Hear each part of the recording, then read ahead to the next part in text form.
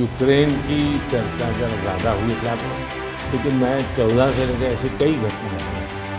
अगर आपने एक सुषमा स्वराज जी का एक इंटरव्यू और सऊदी किंग के साथ मैंने बात करके उनसे कहा कि मुझे वहाँ यमन से लोगों को लाना है।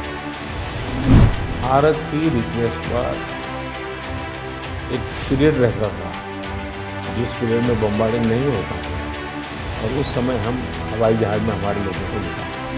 और भारत के तिरंगे की ताकत इतनी थी कि विदेशी व्यक्ति भी भारत का तिरंगा हाथ में रखता था तो उसके लिए जगह मिल जाती थी।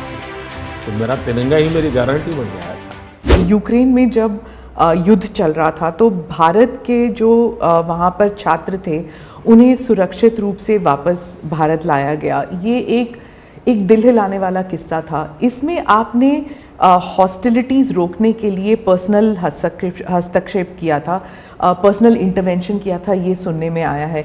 तो इसके बारे में कुछ बताएंगे? देखिए, यूक्रेन की चर्चा ज़रा ज़्यादा हुई क्या तो, लेकिन मैं 14 से लेकर ऐसी कई घटनाएं हैं। अगर आपने एक सुषमा स्वराज जी का एक इंटरव्यू है, आप देखिए कि कैसे यमन में से हमने हिंदुस्तान के लोगों को लाए, और सऊदी किंग के साथ मैंने बात करके उनसे कहा भाई मुझे वहाँ यमन से लोगों को लाना है, तो आपका बॉम्बार्डिंग चल रहा है, हम कर नहीं पा रहे हैं, मुझे कैसे मदद करेंगे?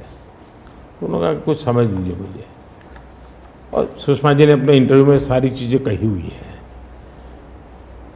भारत की रिक्वेस्ट पर एक पीरियड रहता था जिस पीरियड में बॉम्बार्डिंग नहीं होता था, और उस समय हम हवाई जहाज़ में हमारे लोगों को निकालते। यमन से करीब 5000 लोगों को हम लाए थे। उसी प्रकार से यूक्रेन में मेरा यूक्रेन से भी इतना ही घनिष्ठ नेता है, मेरा रशिया से भी इतना ही घनिष्ठ नाता रहा है। दोनों राष्ट्रपति के साथ में बहुत मित्रतापूर्ण मेरा रहा है। मैं पब्लिकली राष्ट्रपति पुतिन को कह सकता हूँ कि युद्ध का समय नहीं है। मैं यूक्रेन को भी कह सकता हूँ पब्लिकली कि बातचीत के रास्ते पर ही जाना चाहिए, और इसके कारण मेरी क्रेडिबिलिटी है।